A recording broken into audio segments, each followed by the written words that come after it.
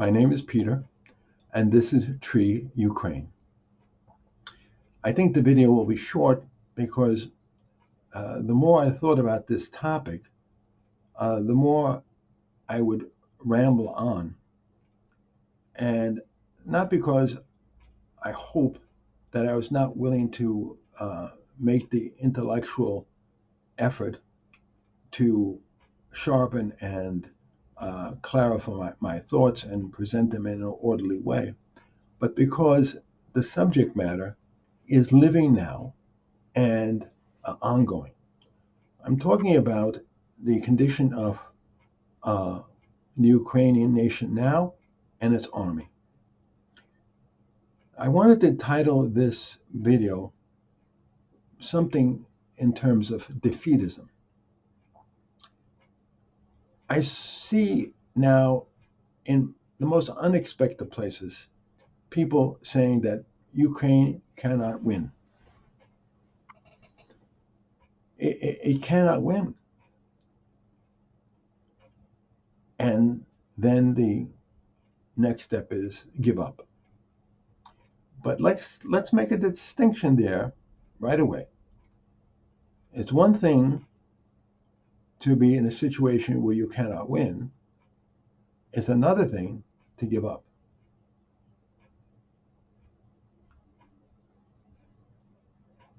Let me reference, I've been listening to a lot of memorials for the actor Bernard Hill, who played King Theoden in Lord of the Rings. And there was one snippet of dialogue that struck me. And the character says to King Theoden, "Not enough have come. We cannot defeat the armies of Mordor." Theoden says, "No, we cannot. But we will meet them in battle anyway." Certain defeat and giving up, not the same thing. And then I want to talk about panic, because this kind of talk about defeat can cause most of us, who may not be a king on a white horse with a sword, can make most of us want to panic and give up and run away. We should never, never panic. It doesn't make any good. No matter what your situation is, if you panic, you cannot see any way out. You cannot find the faintest trace of hope or possibility, really possibility. Yours truly, when I was very young, my first job was running an elevator in an old age home. And come lunchtime, I'm bringing down an elevator with 4 or 5 old ladies.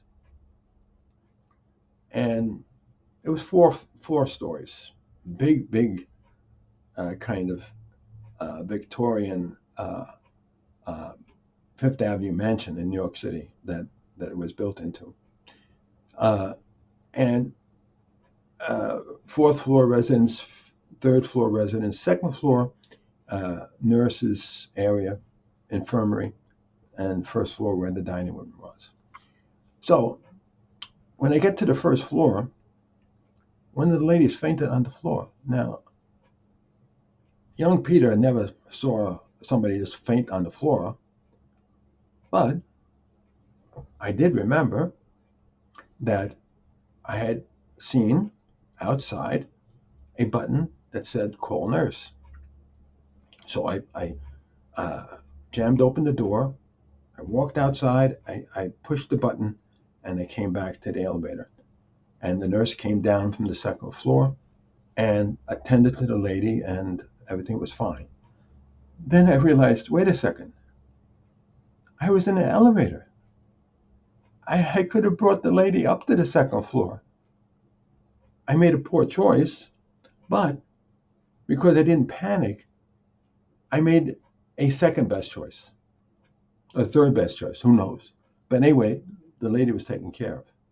If I had panicked, I could have panicked and run out and try to find somebody older in the dining room, or one of the administrators down the hall, and said, "Oh, there's a lady," and then I would have panicked, and the situation might have gotten worse. But at least, as naive and inexperienced as I was, I'll give myself the credit for not panicking. So that allowed me to do something. So I wanted to talk about that in terms of Ukraine. Ukrainians cannot panic. Now, I also wanted to talk about fortitude. And fortitude is a virtue. And I'm reading a book, and I've been reading it for years, on and off, slowly, over and over again. And it is a book that, if you found it and read it,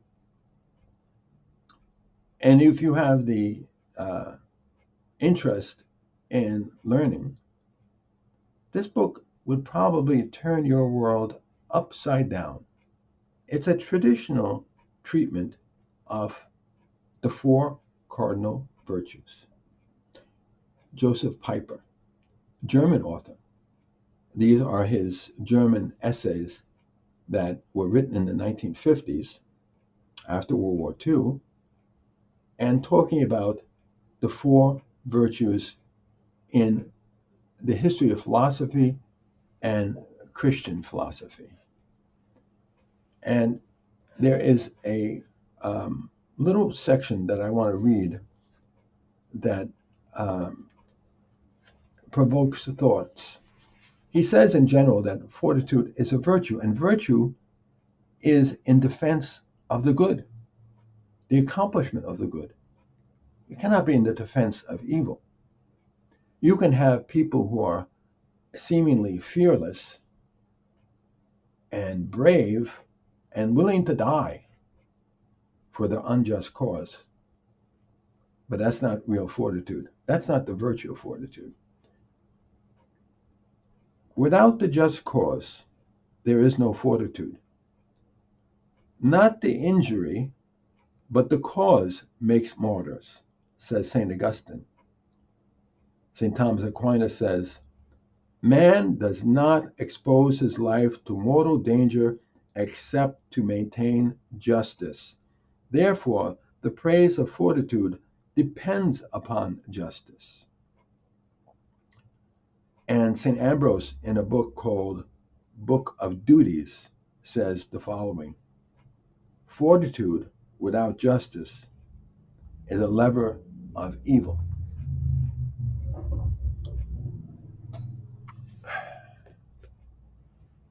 There are probably people who are very brave in the Russian army.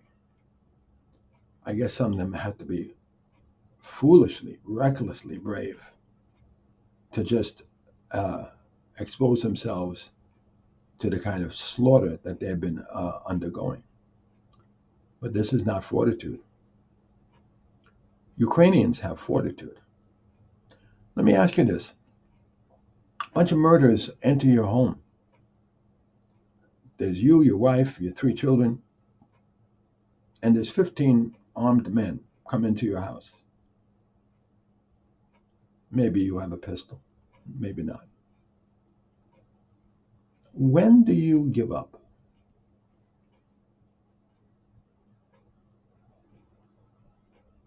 Do you give up before you die, or before you've been shot senselessly and are unconscious? Do you give up before? You just say, hey, goodbye, wife, goodbye, kids. You fight. And if you're honest with yourself and you say, no, I might panic, I might get so scared, I might want to run into a closet or something, I'm scared. Okay. But you know that you had now virtue, that you had given into fear. And the rest of your life, if you had survived and your family had been killed, you would be repentant. Not hopefully despairing, because that won't help you either, but repentant of your cowardice. There are people in Ukraine that are not going to give up. Are the majority going to give up? I don't know. Maybe 1/3 will run away, 1/3 will surrender. But there will be those who will not give up. They didn't give up after World War I when they tried to establish Ukrainian independence in 1919. They fought the Russian Soviet army from 1945 to 1950.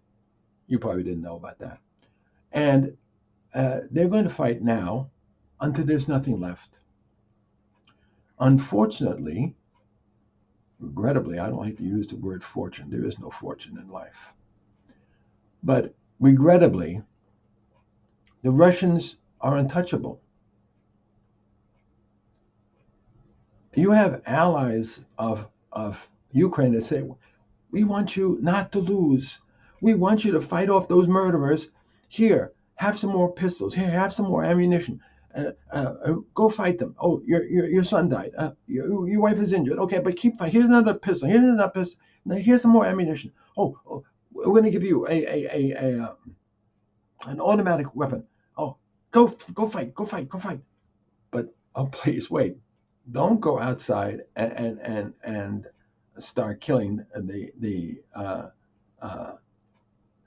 ammunition stores and the people who are supplying the weapons to these murderers. Don't touch them.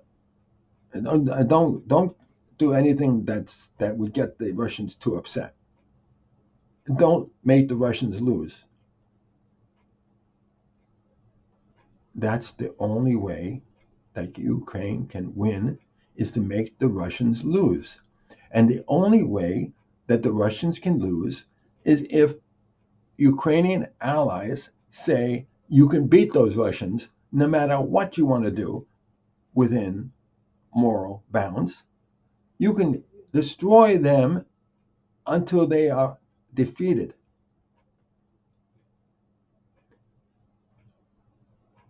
That is the situation now. And unless we pray, and prayer is powerful, people in Ukraine tell us that they feel our prayers. Unless you donate, unless you urge your political representatives to really support the victory of Ukraine over these murderers, and that's what they are, they're murderers. Ukrainians never did anything to Russia. Do you remember that time when the Ukrainian army attacked Moscow? No, it didn't happen, right? And nobody in Ukraine attacked them. Nobody in Ukraine even seriously wanted to attack them. Okay? So this whole attack is simply a matter almost of a police action, like they called the Korean War. It is simply that and more than the Korean War in a sense, because in the Korean War there was a communist side that was deluded into thinking that their communist paradise that was coming was worth fighting for. But in this case, there is no such delusion. This is simply the Russians wanting to take Ukraine. They're murderers. And as such, they should be stopped. And I urge you to pray, urge you to donate, urge you to contact your representatives to say that Ukraine should be allowed to win. Thank you.